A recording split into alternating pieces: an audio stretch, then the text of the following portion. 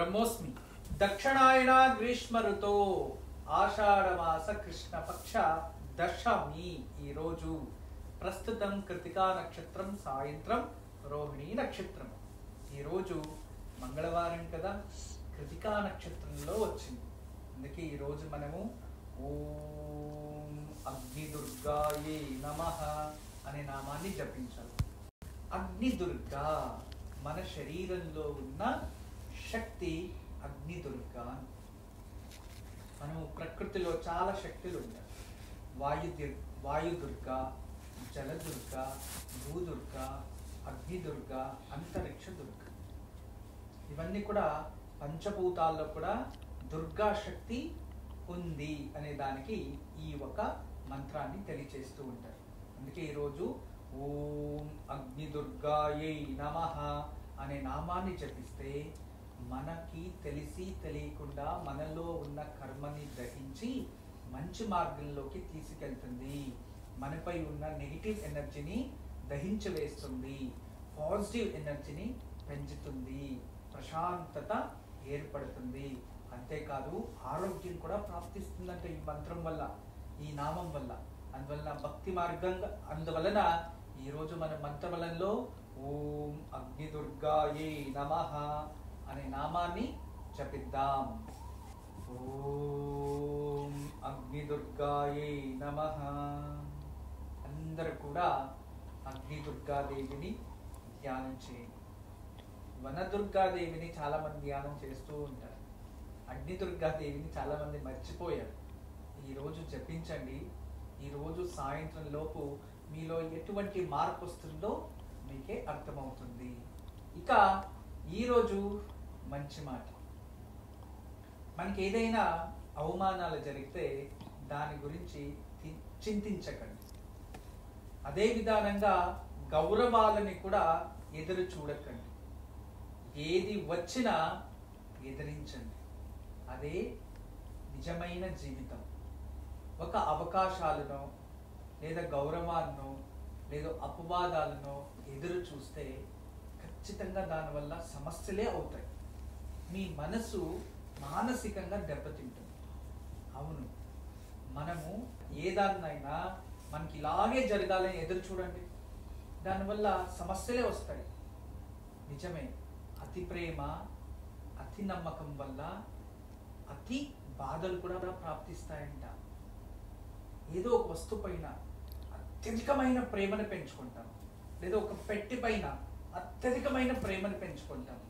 దానికి ఏమైనా అయింది అనుకోండి, అధికమైన బాధే. అదే విధానంగానే అతి నమ్మకం ఎక్కడైనా పెంచుకున్నాం అనుకో, ఇంకా దానికి మించిన నమ్మకం లేదు, అంత నమ్మాము అనుకోండి, అక్కడ ఏదైనా మనకి తెలియకుండా ఏదైనా జరిగింది అనుకోండి, చాలా మనసు దెబ్బతినేస్తుంది, చాలా బాధపడిపోతాం. అందుకే కొన్నిటిని ఎంతవరకునో అంతవరకునే అన్నిటిని స్వీకరించాలి. ఏదాన్ని ఎక్కువగా ఎదురు చూసినా, ఏదాన్ని ఎక్కువగా కోరుకున్నా దానివల్ల బాధలు ఖచ్చితంగా వస్తాయి. అందుకు ఈరోజు మీకు అందరికీ తెలియచేసే మంచి మాట ఇది అయ్యింది. ఈ మంచి మాటని బాగా అర్థం చేసుకోండి. ఏది అధికమైనా అది అమృతమైన విషమే అవుతుంది. మీరు ఎప్పుడు కూడా అవమానాల గురించి మీరు ఎప్పుడు కూడా అపవాదాల గురించి, అవమానాల గురించి చింతించకండి. గౌరవాన్ని గురించి ఎదురు చూసేది వద్దు. మన పని మనం చేస్తూ ఏదొచ్చినా ఎదిరించి ముందుకెళ్తూ ఉంటే నిజంగా మీరు ప్రశాంతంగా జీవించవచ్చు అనేది ఈరోజు మంచి మాట మరియు నా అభిప్రాయం. ఇక ఈరోజు మన సంప్రదాయ విషయాల్లో మనం మాట్లాడుకునేదైతే ఈ మంచి మాటకి అనుసంధానంగానే నేను తెలియచేస్తున్నా. ఈరోజు మనం అందరూ బాగా గమనించాలి, ప్రతి మనిషిలో దైవత్వం ఉంటుందా? అది ఎలా ఉంటుంది దైవత్వం అనేది? ఖచ్చితంగా ప్రతి మనిషిలో కూడా దైవత్వం ఉంది అనే దాన్ని ఋషిమునులు మనకి ఎప్పుడో తెలియచేశారు. మనలో దైవశక్తి ఎక్కడ ఉంటుంది? దైవశక్తి ఎలా ప్రభావం చూపిస్తుంది? ఆ దైవశక్తి పొందాలంటే ముందుగా మనలో ఏముండాలి అంటే ప్రేమ శక్తి అనేది ఉండాలి, క్షమాగుణాలు ఉండాలి. ఎవరిలో అయితే ప్రేమ శక్తి అనేది ఉంటుందో, క్షమాగుణం అనేది ఉంటుందో వాళ్ళల్లో దైవశక్తి అనేది ఖచ్చితంగా ఉంటుంది. ఎవరిలో అయితే ద్వేష శక్తి అనేది ఉంటుందో అది రాక్షస గుణత్వం. ద్వేషాన్ని సాధించడం, ప్రేమని మర్చిపోయి ద్వేషాన్ని పెంచుకోవడం వాళ్ళ దగ్గర, ప్రేమని పక్కబెట్టేసి ద్వేషంతో దూరంగా ఉండిపోవడం కొన్ని విషయాల నుంచి. అప్పుడు మీలో ద్వేషం ఉంది అని అర్థం. లేదు, మీలో ఉన్న ప్రేమని చంపుకొని మీలో మీరు ద్వేషంతో దహిస్తున్నారు అని అర్థం. అది కూడా రాక్షస గుణాలే. కొందరు దైవ గుణాల్ని స్వీకరించడానికి సిద్ధంగా ఉండరు. ఈ కాలంలో రాక్షస గుణాలని స్వీకరించడానికి సిద్ధంగా ఉంటారు. దైవత్వం వల్ల పొందే సంతోషం శాశ్వతమైనది. దైవత్వం వల్ల పొందే సంతోషం ఆరోగ్యవంతమైనది. దైవత్వం వల్ల పొందే సంతోషం ప్రతి ఒక్కటి కూడా మన జీవితంలో అది రాబోయే భవిష్యత్తుకి మనకి మంచిదే కోరుతుంది. కానీ రాక్షసత్వ బతుకు, రాక్షసత్వం నుంచి పొందే ఆనందం అవన్నీ కూడా క్షణికాలం మరియు అనారోగ్యం మరియు భవిష్యత్తుని నిర్మూలాన్ని చేసిస్తుంది, అంటే తీసేస్తుంది ఖచ్చితంగా. అందువలనే సాత్వికమైన బతుకు, దైవత్వంతో కూడిన సంతోషాన్ని ప్రతి ఒక్కరు కోరుకోవడానికి ప్రయత్నించండి. అలా కోరుకుంటేనే జరుగుతుంది. ఇక ప్రతి మానవుల దైవత్వం ఎలా ఉంటుంది అంటే, ఎప్పుడే కానీ ఈ మనుష్య శరీరంలో ప్రతి జీవరాశుల్లో కూడా ప్రాణశక్తి అనేది ఉంటుంది. కానీ మనిషిలో దైవత్వం అనేది ఒక శివలింగానికి సర్పం ఎలా చుట్టుకొని ఉంటే ఎలా ఉంటుందో అలా మన శరీరంలో కూడా మూలాధార చక్ర స్థితో, మూలాధార చక్రం నుంచి కాస్త పైకి ఈ స్పైన్ ఏదైతే ఉంటుందో మనకి బ్యాక్ బోన్ లో ఆ టైల్ బోన్ దగ్గర ఉంటుంది. దానికి శాస్త్రీయవేత్తలు విజ్ఞానం కూడా అవును అని చెప్పింది. అలా మూలాధార చక్రం పైన ఈ దైవశక్తి అనేది నిద్రిస్తూ ఉంటుందంట. సర్పము శివలింగాన్ని చుట్టుకొని అది నిద్రపోతూ ఉంటే చూడడానికి ఎలా ఉంటుందో అలా దైవశక్తి అనేది మన శరీరంలో నిద్రిస్తూ ఉంటుంది. మనం నిద్రపోతూ ఉంటే మనకేమైనా తెలుస్తుందా? నీ పేరు, నీ ఊరు, నువ్వు ఎక్కడ పుట్టావు. చూడండి, నువ్వు నిద్రలో ఉండేటప్పుడు నీ పక్కన ఎవరున్నారు అని కూడా నీకు తెలియదు. నువ్వు ఎటువంటి బెడ్ పైన నిద్రపోతున్నావు అని కూడా నీకు తెలియదు. ఈ కోవిడ్ టైంలో ఈ వారణాసి, బనారస్ ఉంటుంది కదా, అటువంటి చోటు నిద్రపోవడానికి జాగా కావాలి అని చెప్పి ఒక ఆయన ఈ ఎలక్ట్రిక్ ఎప్పుడు శవాల్ని కాలుస్తూ ఉంటారు కదా, బర్న్ చేసేది, దానిపైన హ్యాపీగా పడుకొని నిద్రపోతూ ఉంటే దాని ఫోటో తీసి బాగా వైరల్ చేశారు. అంటే అతను కావాల్సిన నిద్ర అంతే, జాగా కాదు, ఆ ప్రశాంతత అతనికి అన్నీ ఒకటే. అలా నిద్రించేశాడు. ఆ నిద్రలో అతనికి నేను ఇక్కడ నిద్రపోతున్నాను అది అవసరం, అతనికి నిద్రపోయాడు. వేరే వాళ్ళు శ్మశానం చూస్తేనే భయపడతారు, లోపలికి వెళ్ళడానికి భయపడతారు. ఇలాంటిదప్పుడు దానిపైన నిద్రపోతున్నాడు అంటే ఆలోచించండి. అతను దాన్ని సాధారణంగా తీసుకున్నాడు, విశేషంగా చూడలేదు, దాని గురించి అంత తెలుసు, అతను అక్కడే బతికేవాడు కాబట్టి దాన్ని సాధారణంగా తీసుకున్నాడు. అలా మనం కూడా దైవశక్తిని సాధారణంగా తీసుకుంటున్నాం. కానీ మనలో నిద్రపోతున్న దైవశక్తిని ఎలా నిద్ర లేపాలి అని చాలా మందికి తెలియదు. విజ్ఞానులు కూడా అవును, ప్రతి మనిషిలో దైవశక్తి అనేది ఉంది అని ఇప్పుడిప్పుడు వాళ్ళు ఒప్పుకున్నారు. దాన్ని అవును దైవశక్తి ఉంది అనే దాన్ని వాళ్ళు కూడా ఒప్పుకున్నారు. శరీరంలో ఇలా దైవశక్తి అనేది ఉంటుంది అని కూడా వాళ్ళు తెలియచేశారు. కానీ ఆ దైవశక్తిని నిద్ర లేపేది ఎలా అంటే కేవలం ఒకే ఒక విధానం, యోగ మార్గం, ధ్యాన మార్గం, భక్తి మార్గంతో మాత్రమే వాళ్ళల్లో ఆ ఒక శక్తి అనేది నిద్రలేస్తుంది. అవును, ఆ శక్తి నిద్రలేస్తే మూలాధార చక్రం నుంచి రోజు రోజుకి శక్తి అలా ఊర్ధ్వముఖేన సహస్రార చక్రానికి చేరుకొని పైనుంచి దిగుకి, దిగు నుంచి పైకి ఇలా ఆ ఒక శక్తి అనేది రొటేట్ అవుతూ ఉంటుంది. ఎప్పుడైతే ఆ దైవ శక్తి అనేది మూలాధార చక్రం నుంచి శిరస్సులోకి ప్రభావం చూపిస్తుందో అప్పుడు అతను మహాజ్ఞానవంతుడు అవుతాడు, మహాజ్ఞాని అయిపోతాడు. అలా మహాజ్ఞాని అయిన వాళ్ళు ఎంతో మంది. ఆ మహాజ్ఞాని అయిన తర్వాత అప్పుడు కూడా వాళ్ళు ఎన్నో అవమానాలు అవి ఇవి ఏదొచ్చినా కూడా వాళ్ళు స్వర్గస్థులు అయినాక కూడా వాళ్ళని దేవతలుగానే మనం చూస్తూ ఉంటారు. ఆ స్పెయిన్కి అంత శక్తి ఉంటుంది. అవును కదా. శ్రీరాముల వారు సాధారణంగా మనము మానవ జన్మ జన్మించారు, ఇప్పుడు మనం దేవతలుగా పూజిస్తున్నాం. మరి శ్రీకృష్ణుల వారు మానవ జన్మగానే జన్మించారు, దేవతలుగా పూజిస్తున్నాం. అంతెందుకు ఎంతో మంది గురువుల్ని మనము పూజిస్తున్నాం కదా, రాఘవేంద్ర స్వామిని పూజిస్తున్నాం కదా.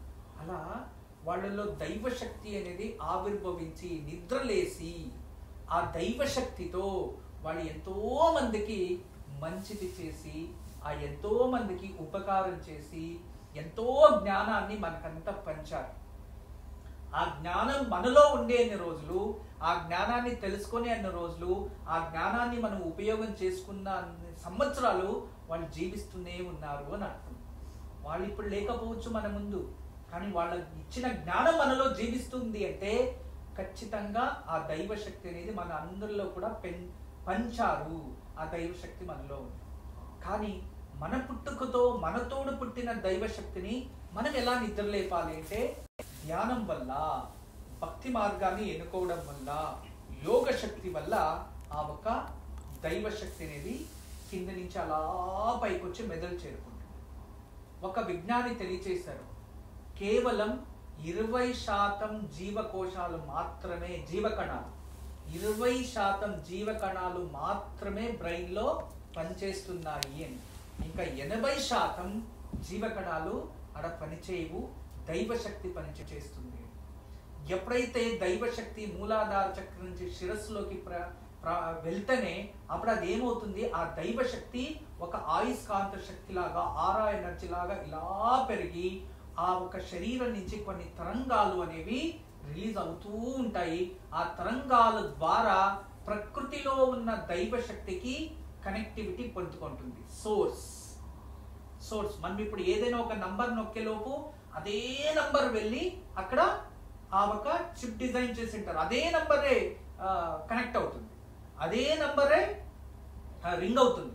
అవును కదా. మొబైల్ నంబర్ అని ఇచ్చేస్తారు, ఆ నంబర్ ఫోన్ చేస్తే అదే నంబరే కనెక్ట్ అవుతుంది. అంటే దీనికి తెలిసిన నంబర్ అక్కడ రింగ్ అక్కడ ఉంటుంది, మన నంబర్ కొట్టామో వెళ్ళిపోయింది.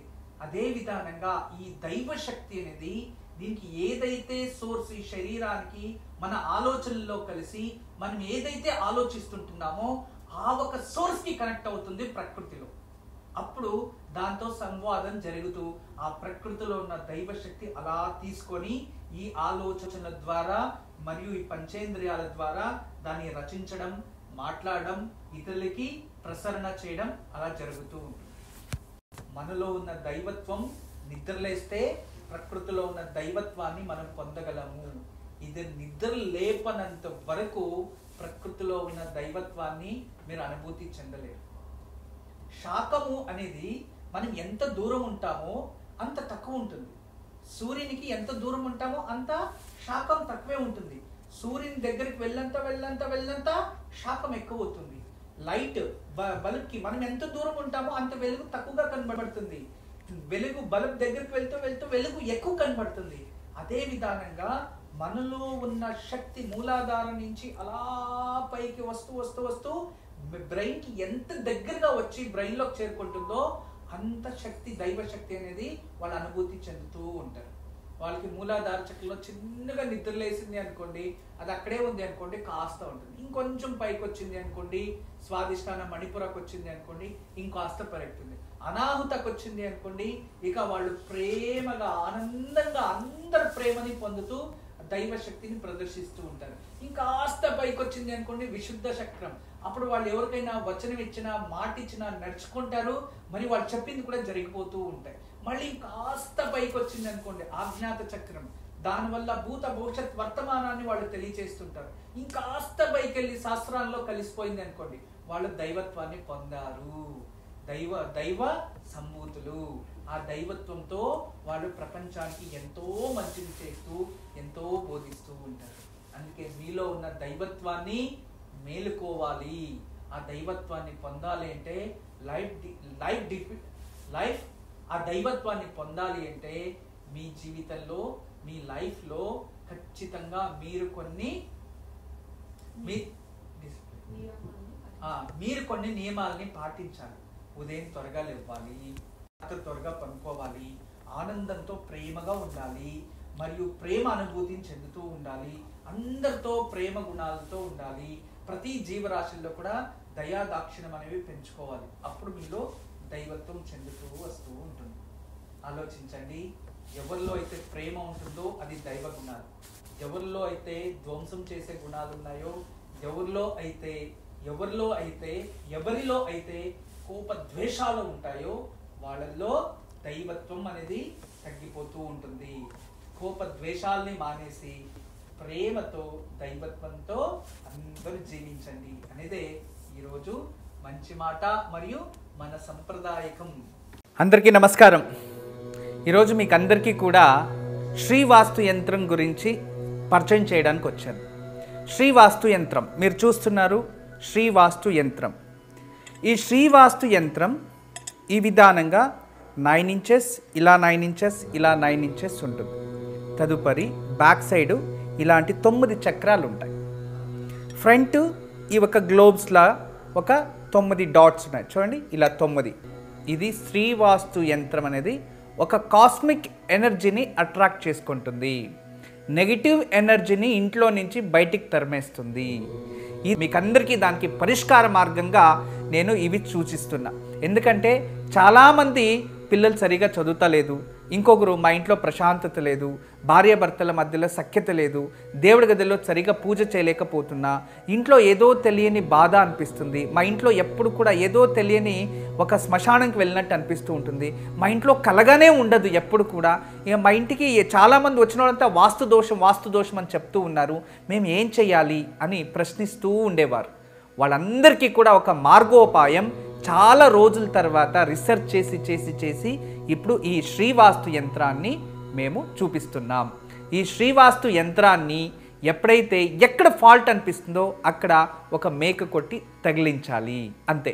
పిల్లలు చదువుతా లేదు, చదివే రూమ్లో పిల్లలు ఏకాగ్రతగా చదవాలి అనుకుంటున్నారా, అక్కడ ఒకటి తగిలించండి. మీరు నిద్రించే ఒక రూమ్లో మాకు సరిగా నిద్ర వస్తలేదు, పడుకుంటే చెడు కళలు వస్తున్నాయి, నిద్రించే గదిలో ప్రశాంతత లేదు అనిపిస్తుంది, అక్కడ ఒకటి తగిలించండి. లేదు ఎవరో వాస్తు దోషం అని చెప్పారా, ఇంట్లో వాస్తు దోషాని కోసం ఇంటి హాల్లో ఒకటి తగిలించండి. లేదా పూజ గదిలో ఏదో ప్రశాంతత లేదు, సరిగ్గా ఏకాగ్రత లేదు, మెడిటేషన్ చేయలేకపోతున్నా అంటే పూజ గదిలో ఒక మేక కొట్టి అక్కడ ఒకటి తగిలించండి. ఎక్కడైతే ఇంట్లో వాస్తు దోషం ఉంది అని ఎవరైనా చెప్తారో ఆ ప్రదేశంలో ఆ ప్లేస్లో జస్ట్ ఒక మేకు కొట్టి దాన్ని తగిలించండి, ఆ వాస్తు దోషం అక్కడి నుంచి వెళ్ళిపోతుంది. చాలా అద్భుతము, చాలా విశేషమైన శ్రీవాస్తు యంత్రం మీ వరకు తయారు చేయించాము. దీన్ని ఉపయోగించండి, దీన్ని లాభం పొందండి. నమస్కారం. వాస్తు యంత్రం సంప్రదించవలసిన నెంబర్లు 8844452334 040682766622.